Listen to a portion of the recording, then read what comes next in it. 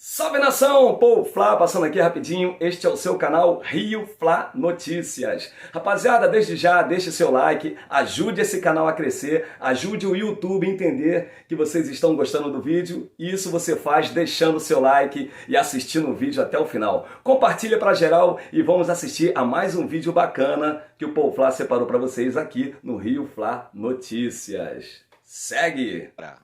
Quem vai botar o Flamengo de volta no trilho? Porque jogador não falta, né? Vamos combinar.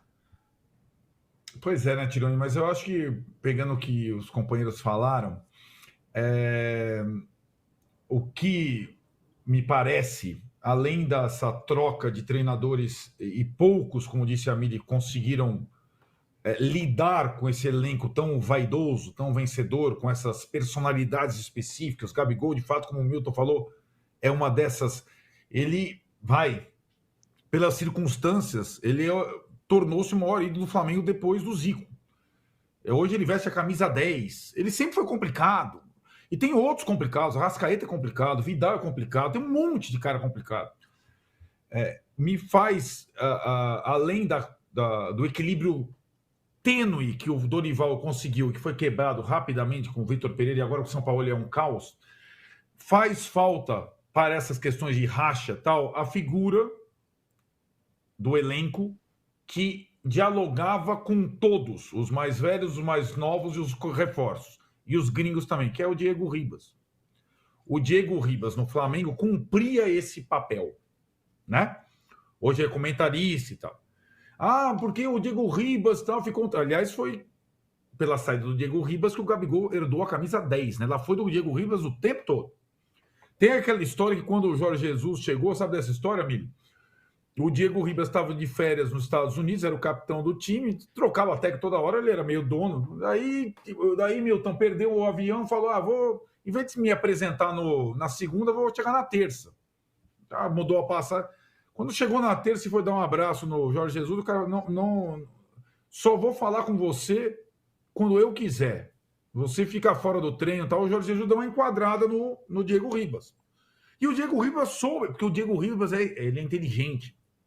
Então o Diego Ribas conseguiu lidar com essa... Ele não era titular com o Jorge Jesus, entrava de vez em quando, foi decisivo na conquista do River Plate, entrou lá, meteu a bola pro Gabigol no último. Com o Rogério Ceni, com o Diego Ribas, já saíram quase no tapa, aquele dia que ele foi no escudo do São Paulo, tal, lá. Né? Com o Rogério Ceni, o treinador, o Rogério Ceni meteu o Diego Ribas titular. E o Diego Ribas, embora não conseguisse mais jogar no nível que ele jogava, ele era importante para lidar com essas vaidades todas, porque o Flamengo não tem comando, o Flamengo não tem direção e não tem técnico. Então o Diego Ribas, quando saiu o Diego Ribas, as lideranças mudaram. O Vitor Pereira tentou o Davi Luiz. Vocês já perceberam, vocês já notaram como é que está a cara do Davi Luiz no campo?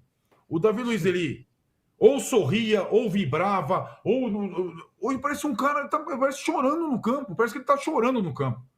Com aquele cabelo lá, tá meio ralo, parece um Cristo. Tá lá, com carinha amuada. Né? Concordo, viu? E ele é do 7-1 do Filipão lá no Mineirão. Exatamente. E o Felipe Luiz, né, Milton, que era o outro líder e tal, o Felipe Luiz é o cara que falou, o método de trabalho do Vitor Pereira é difícil. E agora falou pro Sampaoli que o problema não é físico, é tático e técnico. O Felipe Luiz, que é muito inteligente também não está conseguindo liderar a patota, não. Então tá esse vácuo de poder. E aí, cara, quem tem mais prestígio entra. No vácuo de poder é complicado. O Sampaoli, que recém chegou, não consegue lidar com isso, eu acho. Então, para mim, o Flamengo ou contrata alguém que tome conta do vestiário, que não vai ser o Marcos Braz, porque o Marcos Braz é amigo da galera. Mas tá queimado lá, hein? Como é que é, Milton? Ele tá meio bem queimado lá. Queimado. Aquela história que o Real Madrid me aguarda, aquela história que ele fez a turma cantar. Isso aí pegou mal para ele. Eternamente vai ser lembrado. Exatamente. Ou ele vai trocar o técnico de novo. E vamos lembrar o seguinte, hein? Ou contrata um executivo de futebol, alguém que faça esse elo e mande na turma, ou vai trocar o treinador de novo. E lembrando que o Jorge Jesus daqui a 20 dias fica sem contrato. Aí é fato, hein? Jorge Jesus daqui a 20 dias está sem contrato. Eu vou comentar amanhã, Tironi, final da Europa League. Roma e Sevilha. Sevilha com o Sampaoli tinha sido eliminado pelo tinha eliminado o Fenerbahçe do Jorge Jesus. estava perto da zona de rebaixamento no Campeonato Espanhol. Os argentinos do Sevilha queriam bater no Sampaoli. O que fez o Sevilha? Mandaram o Sampaoli embora. Agora o time está na final da Europa ali com um técnico interino e o Sampaoli está aqui no Flamengo. O Sampaoli não é fácil. Não é fácil. E, de novo, vai ter... Porque o Flamengo vai viver, a Mili sempre fala, a sombra do Jorge Jesus. Daqui a pouco ele vai estar livre. Eu vou começar falando dessa situação envolvendo o atacante Vitinho, ex-Flamengo, que hoje está no Al-Ettifaq, da Arábia. Hoje rolou um zum nas redes sociais, um boato que já estava se tornando verdade, que o Vitinho estava a caminho do Fluminense ou que tinha uma negociação muito avançada com o Fluminense. Como o Flamengo ainda é dono de 35% dos direitos econômicos desse jogador, eu resolvi apurar para poder trazer aqui para vocês no canal Vene Casagrande. E a resposta que eu tive, tanto da diretoria tricolor quanto do empresário, é que não tem nada. O Fluminense nunca procurou o Vitinho. Inclusive, um clube do México, segundo o empresário do jogador, um clube do México, que não teve o nome mencionado, sondou o jogador, mas a ideia do Vitinho, da sua família, da sua esposa, é continuar na Arábia, pelo menos nesse momento. Ele tem contrato até dezembro de 2025 com o Al-Ettifaq. Então, fica aí a informação para vocês, pelo menos o que eu apurei junto à diretoria tricolor e também ao empresário do atleta Miguel Góes. Vamos continuar no mercado da bola, mas agora falar de Marinho e a negociação com o São Paulo. Galera, vamos lá, Marinho está treinando à parte, depois de levar uma multa de 10% no salário CLT dele. O salário CLT é o quê? É o salário que ele ganha na carteira assinada. Para quem não sabe, o jogador ele pode receber uma parte do salário na carteira assinada, CLT, e também direito de imagem. A multa que o Flamengo aplicou foi de 10% em cima do salário dele CLT, que é de em torno de R$400 mil. A multa foi aplicada, ele está treinando em período separado. Hoje, terça-feira, dia 30 de maio, ele foi à tarde ao CT Ninho do Urubu, porque o elenco do Flamengo treinou pela manhã. Enquanto isso, os empresários dele e a diretoria de São Paulo estão conversando. O que eu sei é, não tem acerto ainda, até essa terça-feira, 9 horas da noite, não teve acerto. O salário do jogador ainda era um entrave, então a diretoria tricolor busca um acordo ainda com o jogador. O Flamengo quer se desfazer dele, mas o Flamengo também está de olho porque, teoricamente, pode morder alguma coisa aí do São Paulo que está interessado no atacante Marinho a pedido do técnico Dorival Júnior. A comissão do Dorival acredita que o Marinho chega para agregar e muito, mas óbvio, depende do acordo entre diretoria e o atacante Marinho. Enquanto isso, ele vai treinar em período separado. E por falar em treino, o Arrascaeta treinou novamente nessa terça-feira e ele vai para o jogo de quinta contra o Fluminense. Tá certo, dá para cravar já. Everton Ribeiro foi a campo e fez trabalho de transição, chances remotas de ser relacionado. Caso seja relacionado, não vai começar a partida.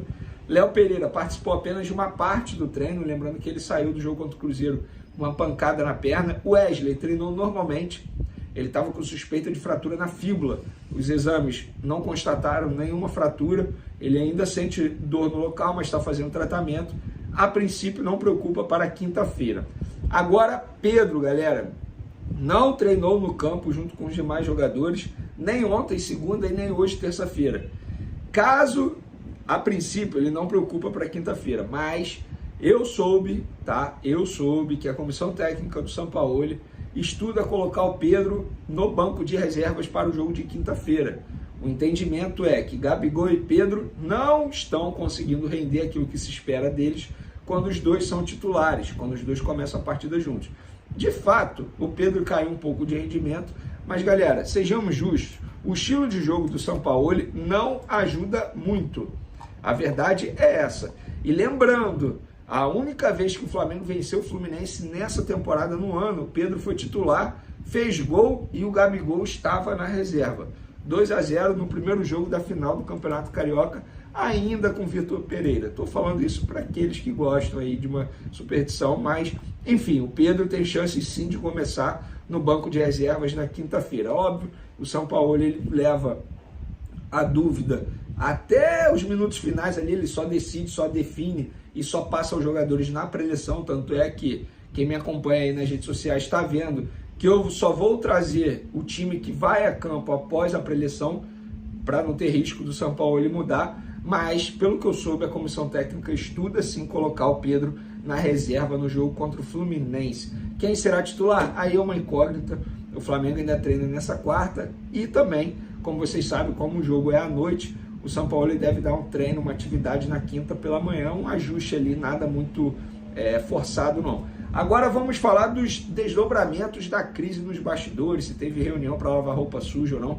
Primeiro, vamos lá, o Arrascaeta ele fez um post nas redes sociais, utilizando uma foto dele no treino e ele colocou a seguinte frase, abre aspas, como diz a frase, juntos somos mais fortes, semana de decisão, vamos fazer tudo de novo, fecha aspas. É óbvio que ele está querendo, digamos assim, unir o grupo após uma série de notícias, não só aqui no canal Vininha Casagrande, nas nossas redes sociais, o Globoesporte.com também publicou, o site O Globo também publicou, da crise interna nos bastidores do Flamengo. Jogadores que não se falam, Davi Luiz e Gabigol, vários grupos, várias tribos dentro do elenco, a falta de gestão da diretoria do Flamengo, a verdade é essa, não tem uma gestão, a diretoria do Flamengo é omissa sim, terceiriza os problemas, muitas vezes é o treinador que tem que administrar esse elenco, que é um elenco pesado sim, são muitos craques, um elenco vencedor. Declaração de Felipe Luiz, que a comissão técnica do São Paulo não gosta, tanto é que Felipe Luiz tem que ligar para o Gabriel, que é o coordenador da comissão técnica do São Paulo. É o Fabrício Bruno falando aquilo que muita gente não tem coragem de falar publicamente, e ele não fala só publicamente, pelo que me relataram, o Fabrício Bruno é um cara que cobra muito também nos bastidores. Então é uma série de fatores que acontece que está causando essa crise interna aí nos bastidores do Flamengo. Vamos lá. O fato é o seguinte, a gente não pode esquecer disso. O Flamengo hoje tem um diretor de futebol, Bruno Spindel, um gerente de futebol, Fabinho, um gerente técnico, Juan, aquele ex-zagueiro, um gerente de transição, Carlos Noval, e a pergunta que fica é, 3 gerentes, um diretor, o que eles fazem no meio dessa crise interna toda que o Flamengo vive? Nada. Nada. O Flamengo, repito, parece um banco, um monte de gerente e ninguém faz nada.